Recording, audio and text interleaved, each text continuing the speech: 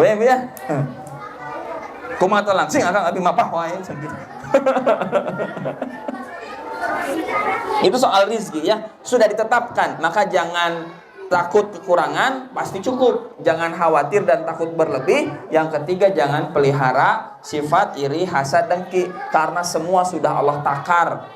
Allah lebih tahu ketimbang kita. Kemudian ajalnya muncrat guys, hujan lokal. Kemudian ajalnya, akang kata ibu, ajal kita ini sudah ditentukan. Apa hikmahnya ajal ditentukan? Artinya kita semua sadar kita akan wafat. Cuma kapan waktunya, bagaimana peristiwanya, oleh Allah sengaja disembunyikan. Karunya, coba bayangkan kalau semua orang dikasih tahu ajalnya kapan, peristiwanya seperti apa. Fulan meninggal di usia 21 tahun, Kalindas Bustayo, kan karunya. Kan menakutkan kan? Maka ada ibu, oleh Allah sengaja disembunyikan ajal itu. Namun sudah ditetapkan. Supaya kita tuh selalu ingat semuanya ada batasnya, akan dikembalikan.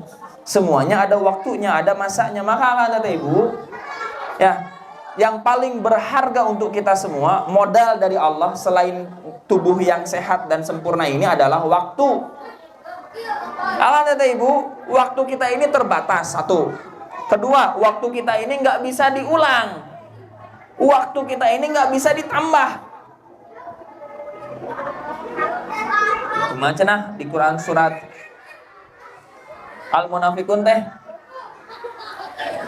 A'udzu billahi minasyaitonir rajim. Wala yu'akhirallahu nafsan idza jaa'a ajaluha, dan tidak akan pernah Allah itu mengakhirkan, menterlambatkan kepada seorang nafsu, kepada jiwa seseorang apabila telah datang ajalnya. Jadi nggak akan diterlambatkan, artinya nggak akan ditambah, nggak akan dikurangi kalau segitu-segitu. Mau kejadiannya tragis, mau kejadiannya nikmat. Kayak kemarin ya, beberapa pekan lalu muncul di media sosial seorang imam yang di Kalimantan yang meninggal dalam keadaan sujud, gitu kan? Ajalnya pasti gitu. Cuman yang bisa kita pilih adalah bagaimana kita nanti di akhirnya. Saat ajal itu tiba, kita sedang apa? Itu bisa kita pilih. Dengan apa? Kata Nabi, seseorang itu meninggal sesuai kebiasaannya. Nu biasana mancing berarti ya udah kerlop ya langsung gitu maksudnya. Ya. Yang punya hobi, kebiasaan misalkan apa? Nepak, kan dulu sering ada kejadiannya. Meninggal pas lagi nepak sesuai kebiasaannya. Ya. Maka hati-hati kita pilih kebiasaan kita. Sekarang banyak yang punya kebiasaan main game gitu sampai beberapa puluh jam. Akhirnya meninggal dalam keadaan savage. Ya, meninggal gitu kan, repot kalau kayak gitu. Maka milikilah kebiasaan-kebiasaan yang baik. Begitu, Ibu ya. Kemudian sudah ditentukan amalnya. Nah, ini menarik. Oleh Allah seseorang itu ditentukan amalnya. Amal orang ini mah soleh banyaknya, amal orang ini mah salah banyaknya. Atau akang udah ditentukan gitu, ngapain saya diciptakan? Ngapain saya dibuat? Ngapain saya disuruh hidup di dunia? Gitu kan? Udah langsung ke surga, langsung ke neraka. Oh, justru kalau begitu nggak adil. Akang kata ibu, tidak diciptakan di dunia dulu, langsung masuk neraka, langsung masuk surga. Nu surga mah ya alhamdulillah. Nu neraka pasti komplain, ya Allah saya masuk neraka gara-gara naon? Saya nggak berbuat apa-apa. Kok tiba-tiba di neraka? Maka amalnya ini tentukan dulu. Lahirlah dia di dunia, maka dia melakukan amal-amalnya itu bagaimana? Atau kayak gitu mah nggak adil. Da abi melakukan amal-amal buruk. Kata siapa? Nanti ya, kalau kita bertobat, kalau kita berdoa sebelum amal itu terjadi, maka kita bisa pilih amal-amal yang baik. Gitu kan? Sebelum terjadi itu bisa pilih amal yang baik. Contohnya gini nanti. Umar bin Khattab radhiyallahu anhu, beliau mau berkunjung ke satu kota. Ternyata di kota itu ada penyakit yang mematikan. Udah dekat Umar bin Khattab. Udah dekat. Kemudian Umar bin Khattab bilang, saya nggak jadi ke kota itu. Saya mau pindah ke kota yang lain. Kata pemimpin kotanya, yang sahabatnya Umar juga dan sahabat Nabi juga, apakah kamu mau menghindari takdir Allah? Memang kamu sudah takdirnya datang ke kota ini, datanglah ke kota ini. Kalau kamu sudah takdirnya tertularlah sama penyakit ini udah takdirnya Allah. Kata Umar bin Khattab, tidak begitu. Justru saya berpindah dari takdir Allah yang satu ke takdir Allah yang lain. Saya kesini mah kemungkinan akan sakit, maka saya pilih ke sana supaya saya menghindari takdir yang sakit. Jadinya takdirnya sehat. Nah, pun sama dengan amal. Kita ini akan selalu ada di dua pilihan. Milih amal soleh, milih amal salah. Mau yang mana? Amal soleh pilih, lakukan. Udah berat, hatinya nggak enakan. Disitulah ujiannya, cobaannya, tantangannya untuk beramal soleh. Daramean keneh berbuat salah tuh, wah seru. Nonton konser misalkan gitunya. Apalagi minum khamar gitu. Apalagi misalkan nongkrong gitu ya. Wah kayak gitu, seruan gitu. Naon cenah di majelis ilmu mah diem ngadangukeun ngeluh. Apa nggak rame ya? Iya. Kalau akhirnya dia milih itu, itulah amal yang sudah ditetapkan. Nah, gitu ya. Kemudian apa lagi? Dan celaka atau bahagianya. Sama Allah sudah dipergantikan bagi akan teteh ibu kita semua ini. Kadang kita mendapat celaka, kadang kita mendapat sedih, kadang kita mendapat bahagia, riang dan gembira. Itu teh sudah pasti dipergantikan. Tinggal pilihan kita mau banyak mengenang yang mana. Teteh ibu udah sebetulnya memarah. Contoh marah itu hanya berjalan beberapa detik saja, nggak sampai setengah jam marah teh, nggak sampai 1 jam.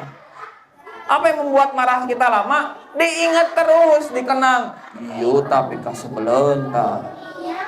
Mual saya mau produktif. Sampai besoknya pun karena masih dikenang, nggak seneng. Besoknya lagi, besoknya ngapain? Punya karakter. Padahal kamu udah nggak marah. Sedih pun sama. Akang, sok. Teteh, sok. Ibu waktu kecil, ya pasti pernah jatuh uangnya. Entah 100 rupiah, 200 rupiah, 500 rupiah. Pan sedih. Tapi kan nggak dipilih untuk diingat-ingat terus. Akhirnya nggak sedih sekarang. Dipergantikan oleh Allah bahagia dan juga celakanya. Jadi tenang kan teteh ibu, nggak perlu sedih berlebih, nggak perlu takut berlebih. Nanti ada waktunya bahagia. Saat bahagia pun jangan lupa diri, karena suatu saat pun kita bisa jadi jatuh sedih, jatuh celaka lagi. Tenang aja gitu tuh. Ketenangan yang paling nikmat di antara semuanya kan ibu ya. Kemudian sesungguhnya ada orang-orang yang kata Nabi itu melakukan amalan-amalan ahli surga sehingga jarak antara dirinya dengan surga itu tinggal 1 hasta, tapi catatan takdir mendahuluinya. Akhirnya dia mengamalkan amalan ahli neraka, maka dia pun masuk neraka. Kata ibu, sekarang kata ibu nih, ya naos belajar, nggak jadi jaminan akhir hayatnya itu husnul khotimah. Harus sampai meninggal dalam keadaan baik, bermajelis ilmu, thalabul ilmi, akhlak yang baik, pribadi yang baik, nanti kalimat ucapan-ucapan yang baik, amal soleh, bersedekah, membantu. Itu harus terus dilakukan.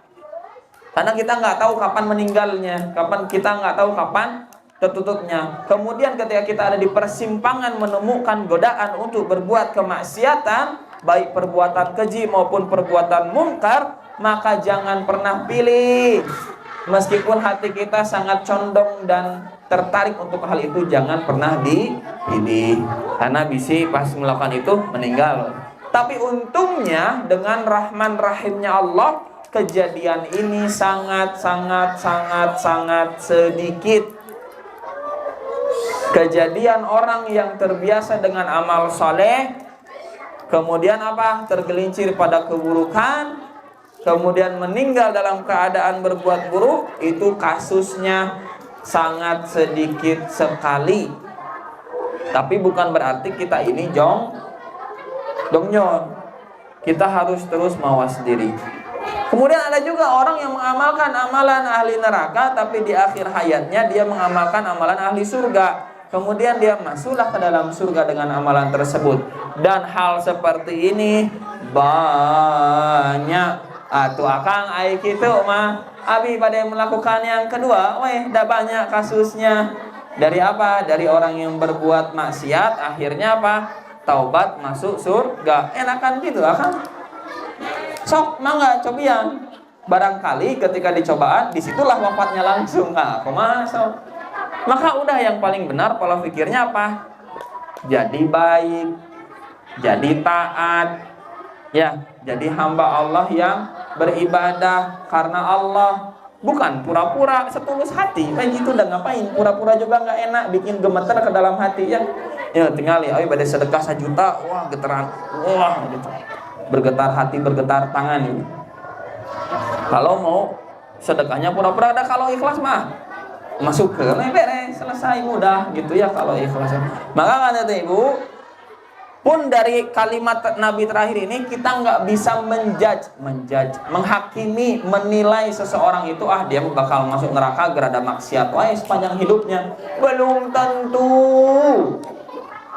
Kita juga tidak bisa ujub, tinggali abi matos ngaos, insya Allah masuk surga. Belum tentu. Akhirnya apa yang paling terbaik yang kita lakukan? Terus menambah amal soleh tanpa menilai orang lain. Dan bukan kerjaan kita menjadi malaikat pencatat amal. Tugas kita mah adalah hamba-hamba Allah yang beramal, bukan mencatat amal orang lain. Jadi nggak usah merhatiin kalau memang bukan bidangnya, bukan ranahnya, bukan tugasnya. Maka kan kata ibu ya,